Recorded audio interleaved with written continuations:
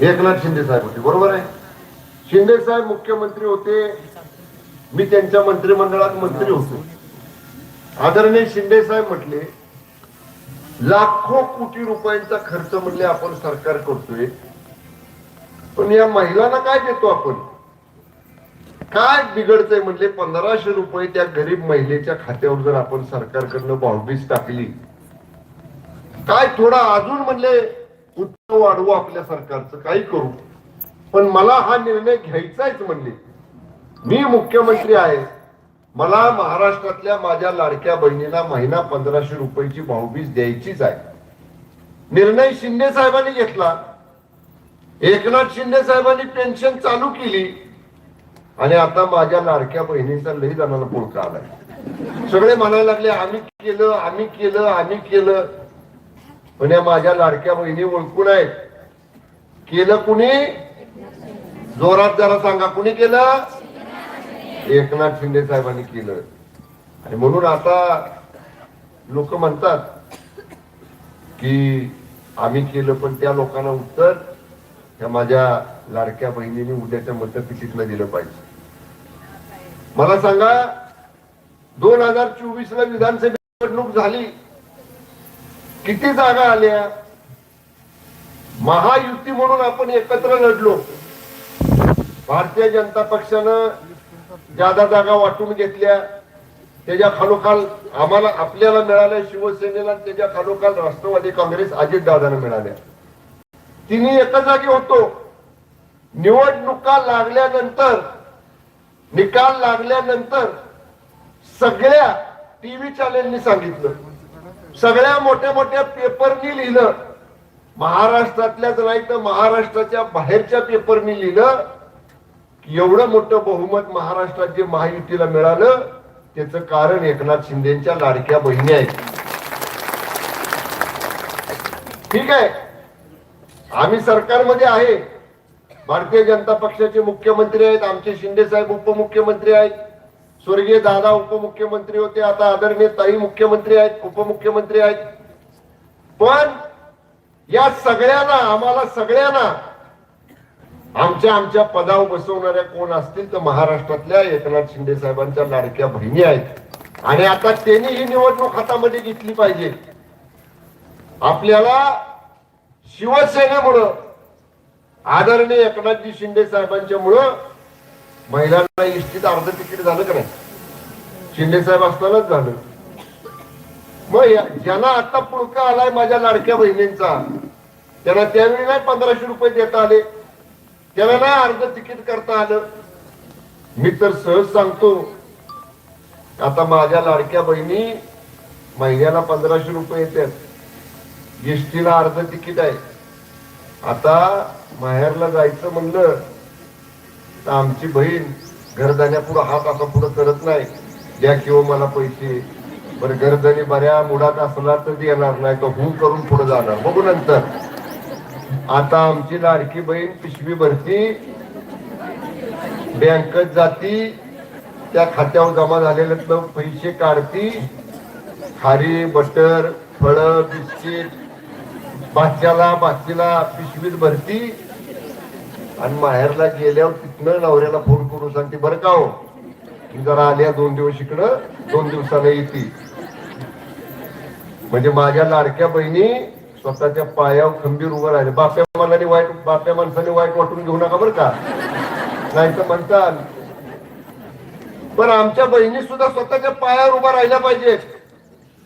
साहेबांनी आम्हाला सांगितलंय, शिंदे साहेबांनी, सगळ्या मंत्र्यांनी, सगळ्या आमदारांनी शिवसेनेच्या आपापल्या मतदारसंघासाठी, मतदारसंघामध्ये महिला आमच्या स्वतःच्या पायावर उभा राहतील असे वेगवेगळे प्रकल्प तयार करा, वेगवेगळ्या योजना आणा.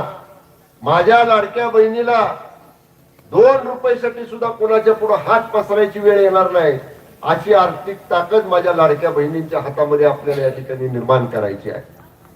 जे आता येतात उसना अवसान आणतात, त्यांचा त्याला लखलाभू.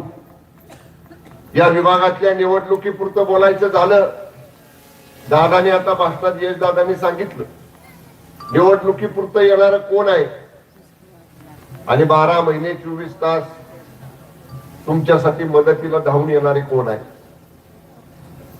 कोविड असू द्या, अतिवृष्टी होऊ द्या, महापूर येऊ द्या, दरडी कोसळू द्यात, शेतीचं नुकसान होऊ द्यात, हाक मारली की हाक मारायची सुद्धा वाट बघत नाहीत. भरत साळुंके सारखे, चंदुतात्यासारखे, डीवाय पाटलासारखे, इतर सगळे आमचे प्रशांत सारखे, आपले सगळे प्रशांत अण्णा म्हणतात का बापू म्हणतात तुला? अण्णा सारखे कार्यकर्ते वाट सुद्धा बघत नाहीत. लगेच त्या ठिकाणी पोच करून जाऊन लोकांना, महिलांना, तरुणांना, कार्यकर्त्यांना मदत देण्याचं काम 12 महिने 24 तास आपल्या देसाई गटाचे, शिवसेनेचे कार्यकर्ते या ठिकाणी करतात. भागातले रस्ते असू द्यात, भागातल्या शाळांच्या फल्या असू द्यात, पुलांची कामं असू द्यात, साखव असू द्यात, लाईटचा पुरवठा असू द्यात, कसलंही काम असू द्या, 5-5 वर्ष ही निवडणूक झाल्यानंतर पुढल्या निवडणुकीला येणारी माणसं एका बाजूला आणि गावागावामध्ये ह्या अडचणी सोडवायसाठी रोज तुमच्या कार्यकर्त्यांच्या, आपल्या सगळ्यांच्या संपर्कात असणारे कार्यकर्ते एका बाजूला आहेत. आपली एक बाजू लंगडी जरूर आहे, मान्य करतो मी. आम्ही पैशानं कमी आहे. आज समोरच्या पार्टी बघितली, समोरचे उमेदवार बघितले तर सरळ म्हणतात केवढं द्यायचं ते सांग, किती द्यायचं ते सांग. पण मला विनंती करायची आहे, या सगळ्या चापळ पंचायत समिती गणातल्या, कारण माहुची पंचायत समिती गणाची सभा इथून गेल्यावर आता सुरूला होणार आहे, ह्या गणातल्या माझ्या सगळ्या मतदार बंधू भगिनींना, कार्यकर्त्यांना मला विनंती करायची आहे, व्यवहाराचं बोलणारे, किती देतो, किती द्यायचं सांग विचारणारे निवडणुकीपुरतं येतात. निवडणुकीनंतर त्याला आपली घरं दिसत नाही. वरची काळोली कुठं आहे, मसुगडेवाडी कुठं आहे, महाबळवाडी कुठं आहे, कवटेकरवाडी कुठं आहे, सूर्याची वाडी कुठं आहे, खोनोली कुठं आहे, दाडुगले, खोनोली, मसुगडेवाडी कुठं आहे, वेरेवाडी कुठं आहे, ही गावं त्याला दिसत नाहीत निवडणूक असल्याशिवाय. त्या गावातली लोकांना काय हवं काय नको त्यांना आठवत नाही. निवडणूक आली की तिथं जायचं, कोणतर असतो खालचा वाटाड्या, गावाची वाट दाखवणारा, मग ते वाटाड्या सांगतो बरं का जरा दिवस मावळू द्या, संध्याकाळचं जाऊ, अंधार पडू द्या. का नको, दिवसाचं नको जायला. मग जरा अंधार पडला इकडलं चापळकंड खाल्लं जातेच गाड्यावर. कोणतरी धरायचा गावातला एखादा, सगळ्या गावाला वळून टाकली 4-2 असतेच की, आपण तिसरी कशातच विचारत नाही, प्रत्येक ठिकाणी असते. तसल्याला गेल्या गेल्या पहिला हळूच म्हणायचं हाय बर का, तो 4 जे होतो लगेच. बरं मग किती मिळते, म्हणजे व्यवहाराचं बोलायला सुरुवात. समजा 10-20 माणसं हाताला लागली धरून चाला चुकार, आणि त्यांनी काय दिलं घेतलं, झालं मतदान, दिलं बाबा घेतल्यात म्हणल्यावर दिलं मतदान, झाली निवडणूक, आला बावड्या आमचा निवडून, आल्या आमच्या पाटील वहिनी निवडून. ज्यानं कुणी समोरच्याच घेतलेलं असतं त्याला काहीतरी नड असती, काय रस्ता नाही, लाईट नाही, रेशन नाही, एखादा उतारा काढायचा आहे, एखादी नोंद करायची, एखादं मामदार कचेरीत काम आहे, एखादं बीडीओ ऑफिस मध्ये काम आहे, ती जातो की ज्यानं व्यवहार केलेला असतो त्याच्याकडे जातो. अहो माझं तेवढं ते काम राहिले. कुठलं काम, कसलं? आज झालं तुझा व्यवहार तेव्हाच पूर्ण झाला, तुझा हाई तेवढ्याच दिलं होतं तुला, आता पुढल्या टायमाला डबल लागलं तर माग, पण आता काय 5 वर्ष माझ्याकडे सांगा याचं नाही, तुझं तू आपलं बघ जा, तुझं काय करायचं. तुम्हाला सांगा, तेवढ्या वाटत घेतलेले पैसे, तेवढ्या वाटत काय केलेला व्यवहार पुढली 5 वर्ष पुरणार आहे का? पुढली 5 वर्ष आडीनडीला कोण आहे? आपणच आहे ना एकमेकाला. नाही बावड्याच्यानं एखादं काम झालं, नाही अण्णाकडनं एखादं काम झालं, नाही डीवाय भाऊकडनं तात्याकडनं एखादं काम झालं, ती माझ्याकडे घेऊन येणार आहे, साहेब ही आमच्याच्याने होईना एवढं बघा. बरं तुम्हाला सगळ्यांना माहित आहे, काम करून घ्यायचं म्हणलं, एक रामबाण इलाज आपल्या तालुक्यात आहे जनता दरबार, कुठंच होईना की जनता दरबार मध्ये आलं की होतंय सगळं काम. आहे का नाही? बऱ्याच लोकांना त्याचा अनुभव, आपण केले जनता दरबार मध्ये आलेल्या लोकांची कामं. मग ही कामाची पद्धत आपल्या मतदारसंघामध्ये ठेवायची आहे का केवळ पैशाची रास वतायची एका बाजूला, मत विकत घ्यायचा धंदा करायचा आणि मताचा बाजार मांडायचा? या दोन्ही गोष्टीतला फरक आपल्या मतदारांनी या ठिकाणी ओळखला पाहिजे. काय कमी प्रयत्न झाला? कालच्या 2024च्या विधानसभेला सुद्धा हा प्रयत्न झाला. अनेक गावांमध्ये अनेक मतदारांपर्यंत पैशाचा ढीग लावला गेला. सांगितलं गेलं तुम्हाला किती पैसे पाहिजेत बघा घ्या. पण स्वाभिमानी पाटण तालुक्यातल्या मतदारांनी त्यांच्या दिमडीला कधी रुपयाला कधी हात लावला नाही. आणि स्वाभिमानी मतदारांनी 2024च्या निवडणुकीमध्ये जो प्रचंड मताधिक्याने आपला विजय केला, तो नेहमी मी सांगतो देसाई गटाच्या 4 पिढ्या प्रामाणिक असणाऱ्या प्रामाणिक कार्यकर्त्याच्या जोरावरती लोकनेते बाळासाहेब देसाई साहेबांच्या नंतर पहिल्यांदा 35,000 मतांनी जर कोण निवडून आला असेल तर या समोर बसलेल्या मायबाप जनतेच्या जीवावर हा शंभूराज देसाई 35,000 मतांनी निवडून आला. मला कुणाला कमी लेखायचं नाही. पण मोठे दादा सार्वजनिक बांधकाम रस्ते विकासाच्या खात्याचे कॅबिनेट मंत्री होते 99 ते 2004. आठवा तुम्ही.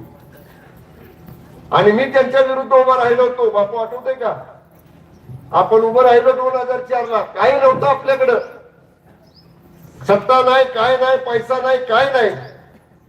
सगळ्या कार्यकर्त्यांनी ठरवलं साहेब ताकदीनं निवडणूक लढायची. त्याच्या आधीची 3 पराभव झाले होते. आबासाहेबांचे 2 झालते, मासाहेबांचा 1 झालता, माझा 1 झाला होता. पण आपण 2004 ला जिद्दीनं उभा राहिलो. आणि 2004च्या निवडणुकीमध्ये मी सांगितलं होतं ह्या मतदारसंघातली निवडणूक 2004 ची विधानसभेची धनशक्ती विरुद्ध जनशक्ती आहे. समोर धनशक्ती आहे, पैशाची रास आहे. आणि आपल्याकडं पाटण तालुक्यातली गोरगरीब मायबाप जनता आहे. आणि त्याच निवडणुकीमध्ये जनशक्तीचा विरुद्ध विजय झाला आणि धनशक्तीचा पराभव झाला. आज त्याचीच पुनरावृत्ती या म्हावशी जिल्हा परिषद मतदारसंघामध्ये करायची आपल्याला. भरत साळुंके सारख्या, राधिका पाटला सारख्या जनशक्तीच्या जोरावर उभा राहणारे सामान्य कार्यकर्ते आपल्या बरोबर आहेत. आणि त्यांचा विजय करून आपल्याला या जिल्हा परिषद पंचायत समितीच्या निवडणुकीमध्ये जनशक्ती आजही देसाई गटाबरोबर आहे, आजही शंभूराज देसाईच्या बरोबर तालुक्यातली जनता आहे. या जिल्हा परिषद पंचायत समितीच्या निवडणुकीमध्ये आपल्याला सिद्ध करायचंय. आणि मला विश्वास आहे तुम्ही सगळेजण विकास कामांच्या जोरावर, लोकसंपर्काच्या जोरावर, आडीनडीला संकट काळामध्ये सर्वसामान्य माणसाच्या मदतीला धावून जाणाऱ्या कार्यकर्त्याच्यासाठी म्हणून आपण दोन्ही उमेदवारांच्या पाठीशी उभं राहाल. निश्चितपणे या ठिकाणी मला विश्वास आहे. बोलण्यासारखं खूप आहे. विकासाची कामं सांगायचा पाडा वाचायचं म्हटलं तर पुढच्या सुद्धा सभांचा वेळ या ठिकाणी द्यावा लागेल. एवढी विकासाची कामं आपण गावागावामध्ये केलेली आहे. मी मतदारसंघामध्ये गावात विकासाची कामं देताना गटातटाचं राजकारण कधी केलं नाही. विरेवाडी सारखं गाव किती DY पाटील मतं पडतात आपल्याला सांगा तुम्ही. सुरुवातीला नव्हती, आता थोडी मतं पडतात. जरा खालच्या केळूनीतनं विरेवाडीला जावा, रस्ता बघा कसा आहे. मी आता येताना वाघापुरातनं त्या मार्गेच खाली आलो. केला का मी विचार? विरेवाडीत मला मतं किती पडते याचा नाही विचार केला मी. पण आपल्याला हिकंड तारळे भागात जायचं असेल तर आपल्याला विरेवाडी मार्गे गेलं पाहिजे. डोंगरातलं टोकाचं गाव वाघापुराच्या हद्दी वाचणार का तिथं डांबरे रस्ता जाऊ नये? 2-3 कोटी रुपये किती कोटीचं काम होतं बरं विरेवाडीचं? 5 कोटी रुपयाचं काम मी 1-1 कोटी रुपये 5 मोठ्या गावात देऊ शकलो असतो. पण मी त्याचा विचार केला नाही, मताचा विचार केला नाही. देसाई गटाची ग्रामपंचायत आहे का नाही त्याचा विचार केला नाही. तिथं पण माणसं राहतात. उद्या रस्ता नसता झाला, मला माझं पाणी कुठं आहे साहेब? जरा जवळ थांबत जावं की.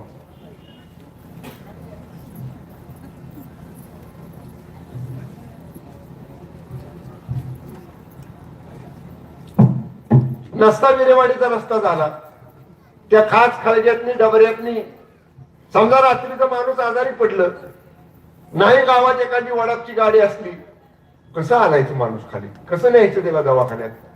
आज विरेवाडीतनं चापळमध्ये यायचं म्हणू द्या, विरेवाडीतनं वाघापुरामार्गे पाटणला जायचं म्हणू द्या, 10-15 मिनिटात माणूस त्या ठिकाणी पोहोचते.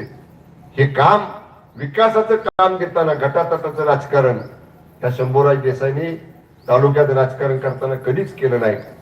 मला आपल्याला तीच विनंती सगळ्यांना करायची आहे, या निवडणुकीमध्ये कसलाही विचार करू नका. सर्वसामान्य माणसाच्या मदतीला धावून येणारा, सर्वसामान्य लोकांसाठी सतत उपलब्ध असणारा आणि लोकांच्या कामासाठी अहोरात्र कष्ट घेणारा असा भरत साळुंखेंसारखा, राधिकाताईंच्या सारख्या नवीन होतकरू उमद्या कार्यकर्त्यांना आपण या ठिकाणी उमेदवारी दिलेली आहे. आणि त्याच्यापेक्षा पुढे जाऊन सांगतो, इथं बसलेल्या जवळ सगळ्यांनी 2024 ला तुम्ही मलाच मतदान केलं आहे का नाही? सगळ्यांनी केलं मला मतदान. कुठल्या चिन्हावर केलं? बाणावर केलं. मग आता एकच सांगतो, परत एकदा मला मतदान करायचे असं समजा, 7 तारखेला परत एकदा मलाच मतदान करायचे असं समजा आणि या जिल्हा परिषद पंचायत समितीला धनुष्यबाणाच्या समोरची बटून दाबा आणि भरत साळुंखेला आणि राधिका पाटलांना आपलं बहुमत मत द्या. एवढीच विनंती या निमित्तानं आपल्याला करतो. विकास कामं करण्याची बांधिलकी माझी आहे. या दोघांनी किंवा व्यासपीठावर बसलेल्या माझ्या कुठल्याही कार्यकर्त्यांनी प्रचारादरम्यान जो तुम्हाला शब्द दिला असेल, जे तुम्हाला आश्वासन दिलं असेल, जे तुमचं काम करतो म्हणून सांगितलं असेल, ते काम करण्याची जबाबदारी त्यांचा नेता म्हणून, तालुक्याचा आमदार म्हणून, जिल्ह्याचा पालकमंत्री म्हणून माझी ती जबाबदारी आहे. मी एवढाच तुम्हाला शब्द देतो, कुठलाही माझ्या कार्यकर्त्यांना दिलेलं आश्वासन हे व्यर्थ जाणार नाही, ते 100% पूर्ण केलं जाईल. विकास कामांच्या बाबतीत आजपर्यंत जसं या चापळ भागाला माझ्याकडनं झुकतं माप दिलेलं आहे, तसंच झुकतं माप या चापळ भागाला इथून पुढे सुद्धा दिलं जाईल हा विश्वास व्यक्त करतो. आणि मगाशी कुणीतरी सांगितलं की भरत भाऊना बावड्याला साहेबांनी म्हणले संजय गांधी निराधार समितीचा अध्यक्ष केलं. 1 टर्म नाही 2 टर्म केलं, तेव्हा 3 म्हणतो. माझ्या टर्म झाले 4, त्यातल्या 3. संजय गांधी कमिटीचं उदाहरण सांगतो. ठीक आहे, पहिल्यांदा मी आमदार झालो, मला अधिकारी म्हणजे आमदारालाच व्हायला लागते अध्यक्ष, मी झालो. पुन्हा 9 ते 14 दादा झाले, मोठे दादा संजय म्हणजे आमदार झाले. मोठ्या दादांच्या काळात कोण होतो संजय गांधीचा अध्यक्ष? सत्यजित सिंह पाटणकर ना मोठ्या दादांनी वहिनी अध्यक्ष केलं. मुलाला अध्यक्ष केलं. हो अरे हो, ते बघतात नका गोंधळ करू नये. मोठे दादा आमदार असताना त्या पदावर सत्यजित सिंह पाटणकरांना तिने अध्यक्ष केले. पुन्हा मी 14ला आमदार झालो. अधिकाऱ्यांना म्हटलं का हे आमदार असताना त्यांनी मुलाला केलेलं चालते का, तर त्यांचा मुलगा आहे. मला नाही म्हणलं, मला भरत साळुंखेलाच करायचं अध्यक्ष. केला त्याला अध्यक्ष का? आमचे रविराज माझा भाऊ नव्हता, माझ्या घरात नव्हतो कोण, लग्न झालं की माझी बायको होती. करायचं म्हणलं कोण शकलो असतो ना, त्याला कसा लिओक दिसला स्वतःचा? बरे माझा लिओक लहान होता, भाऊ होता माझा पाठचा. मी म्हणलं नाही, मला भरतलाच करायचंय. त्या दादाने जिथं पोरग्याला अध्यक्ष केला, तिथं ह्या शंभूराजनी जीवाला जीव देणाऱ्या कार्यकर्त्याला अध्यक्ष केला. एवढ्या माझ्या जवळचा तो कार्यकर्ता आहे. माझी तुम्हाला सगळ्यांना हात जोडून विनंती आहे की या निवडणुकीमध्ये अशा प्रामाणिकपणे काम करणाऱ्या कार्यकर्त्याला आपण जिल्हा परिषदेमध्ये निवडून पाठवायचं आहे. मी तुम्हाला शब्द देतो, मावशी गावामध्ये तुम्हाला सगळ्यांना काळजी वाटते. मावशी गाव आपला उमेदवारच मावशीतला आपल्या पार्टीचा सुद्धा, त्यामुळे तुम्ही मोळावड्यांच्यातलाच आहे. आणि ह्याच्यासारखाच तरुण यंग आहे. चाललोय मी आता त्याच भागात चाललोय सभा घ्यायला. 2 दिवस शेवटचे माझं लक्ष तिकडेच आहे सगळं, त्याच्यामुळे काय काळजी करू नका. तुम्ही हिकडनं चांगलं लीड घेऊन वाघापुराच्या घाटातनं खाली या. मी तुम्हाला सांगतो 100% या 3 जागा आपल्या निवडून आल्याशिवाय राहणार नाही.